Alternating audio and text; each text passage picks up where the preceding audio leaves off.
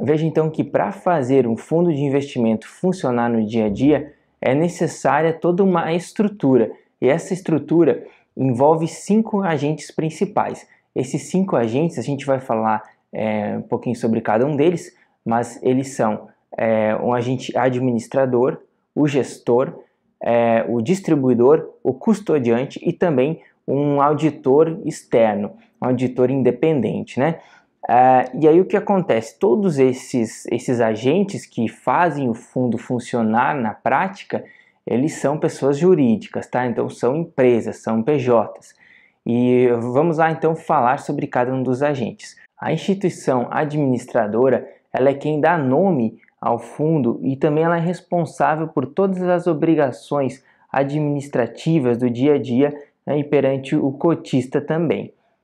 A instituição gestora é a responsável pela execução das políticas de investimento do fundo. Então veja que quando o fundo vai bem ou quando ele vai mal, o responsabilizado acaba sendo o gestor, né? Então se o fundo rendeu menos do que o esperado, é o gestor que normalmente é culpado, e se o fundo rendeu mais, né, do que se esperava, também é o gestor que é engrandecido, digamos assim, né, que é elogiado.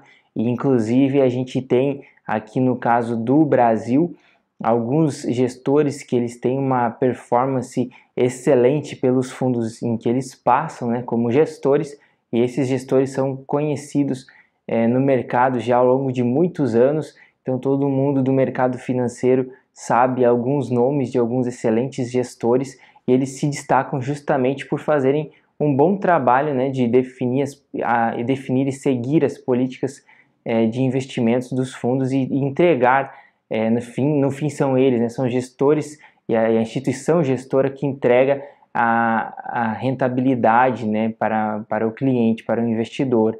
Então essa parte de gestão de oferecer uma melhor rentabilidade dentro do nível de risco esperado daquele fundo é o trabalho do gestor. E aí a gente tem também a instituição custodiante.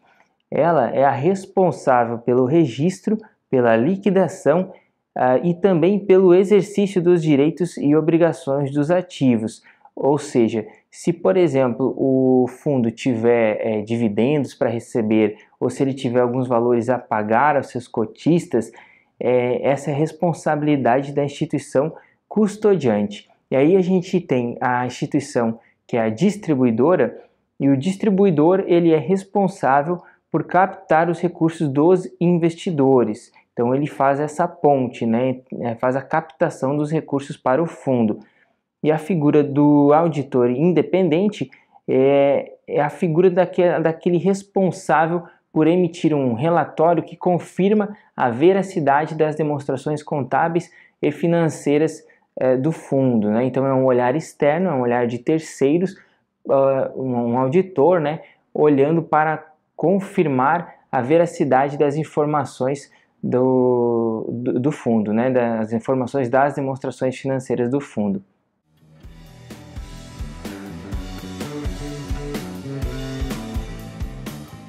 E aqui a gente entra então na parte dos tipos de fundos de investimentos, e a gente vai ver que o tipo do fundo ele está atrelado ao fator de risco que o fundo se expõe, ou seja, que tipo de risco o fundo está buscando. Isso vai refletir nos ativos que ele vai comprar para compor a sua carteira. Então a gente tem fundos de investimento de renda fixa, a gente tem fundos cambiais, fundos de ações, fundos multimercado. Então essa é a classificação genérica que consta na instrução CVM 555. Essa é a classificação mais genérica, né, dos fundos, e aí a gente vai passar um pouquinho aqui sobre cada uma delas. Nos fundos de renda fixa, a gente tem fundos que seguem aquela ideia de rentabilidade de renda fixa, de pré-fixada, pós-fixada ou um misto, né, indexando aí a índice de preços, a inflação. Então é muito similar à rentabilidade de outros investimentos de renda fixa, como um CDB, por exemplo, e só que dentro de um fundo de investimento. Então esse fundo ele vai compor, né, a sua carteira de diversos investimentos que tem aquele tipo de rentabilidade proposta naquele fundo. Então, por exemplo, um fundo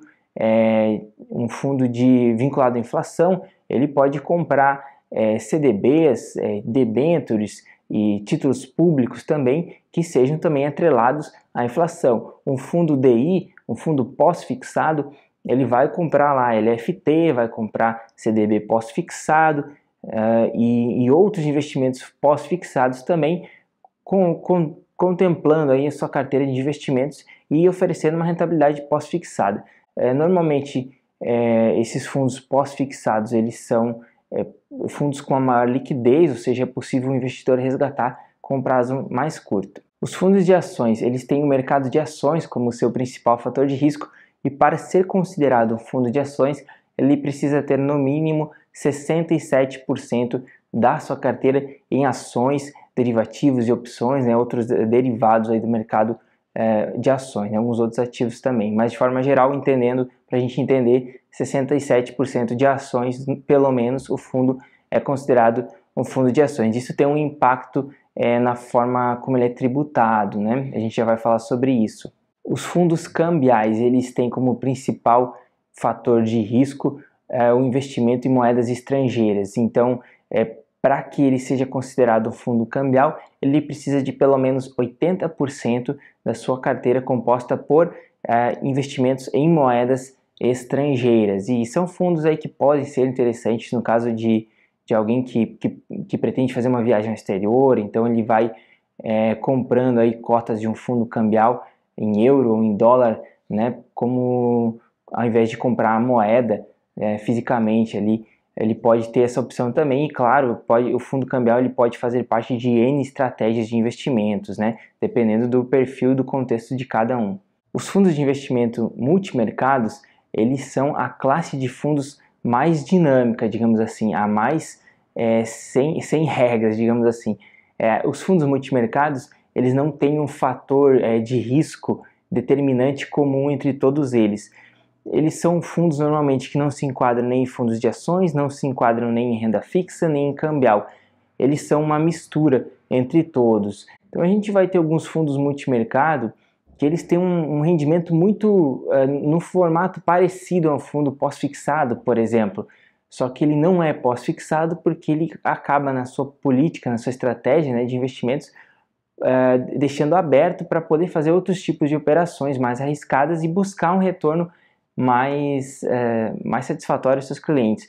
Normalmente os fundos multimercado eles acabam preferindo, né, ter essa classificação de multimercado, justamente para não ficarem engessados, digamos assim, naqueles percentuais mínimos que existem em cada uma das outras classes, né? Por exemplo, para ser um fundo de ações precisa pelo menos 67% de ativos em ações, para ser fundo cambial 80% em moeda estrangeira ou né, via derivativos. O fundo multimercado ele não precisa de nada disso, ele não precisa olhar para esses percentuais. Então, para o gestor pode ser interessante se ele tem a ideia de, digamos assim, surfar a onda que vem, né? Conforme a onda, ele surfa a melhor onda, aproveitando o momento. Essa é a ideia dos fundos multimercado.